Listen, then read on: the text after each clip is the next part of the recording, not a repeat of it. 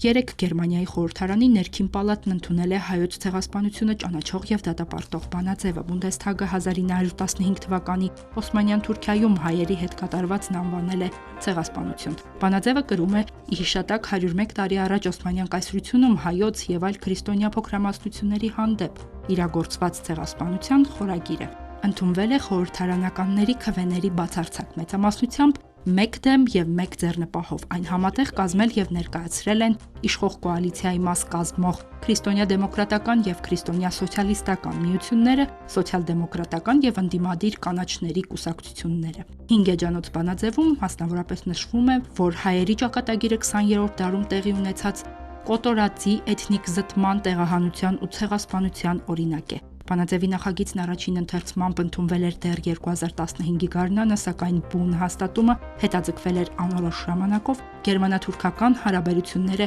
չվատ թարացնելու նպատակով։ Անցյալ տարի Թուրքիան Եվրամիության միակ դաշնակիցն էր, որ իր տարածքում տեղավորում էր Եվրոպա գնացող միգրանտներին, ինչի դիմաց Թուրքիան Եվրամիությունից մի քանի միլիարդ եվրո փոխհատուցում էր պահանջել, իսկ վերջերս պայքարում էր իր քաղաքացիների համար շենգենյան երկրներ մուտք գործելու արտոնությունների համար։ Քվեարկությունից առաջ Թուրքիայի վարչապետն ակնարկել է, որ Գերմանիայում ապրող 3.5 միլիոնանոց թուրքական սփյուռքը կարող է լուրջ վնաս հասցնել գերմանական տնտեսությանը։ Ըստ էության Գերմանիան անտեսել է թուրքական շանտաժը։ Օգտվելով պատեհ իրավիճակից Թուրքիան Գերմանիայի հասցեին բազմիցս սպառնալիքներ է հնչեցրել ցեղասպանության ճանաչման օգտին քվեարկությունը հարաբերությունների փորձաքար դիտարկելով։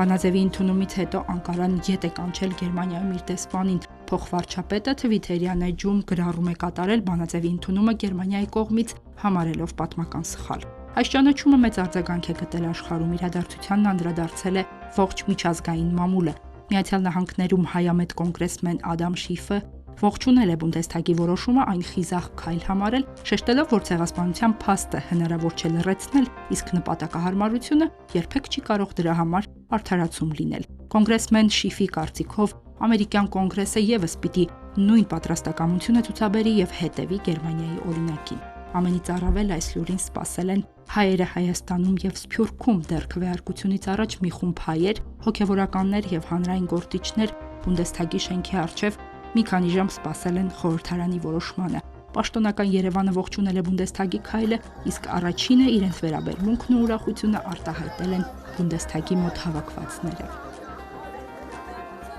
Քվեարկությունից հետո ամենայն հայոց կաթողիկոսը նամակ է հղել Գերմանիայի Դաշնային Հանրապետության Բունդեսթագի նախագահ Նորբերտ Լամերտին իր գնահատանքը հայտնելով հայոց ցեղասպանությունը ճանաչող բանաձևի ընդունման կապակցությամբ։ Նամակում նորին սրբությունը բարձրորեն արժևորելով պատմական արդարության վերականգնմանը նպաստող Գերմանիայի քաղաքական հասարակական գործիչների եւ ողջ ժողովրդի արտահայտած բարի կամքը մասնավորապես ընդգծել է։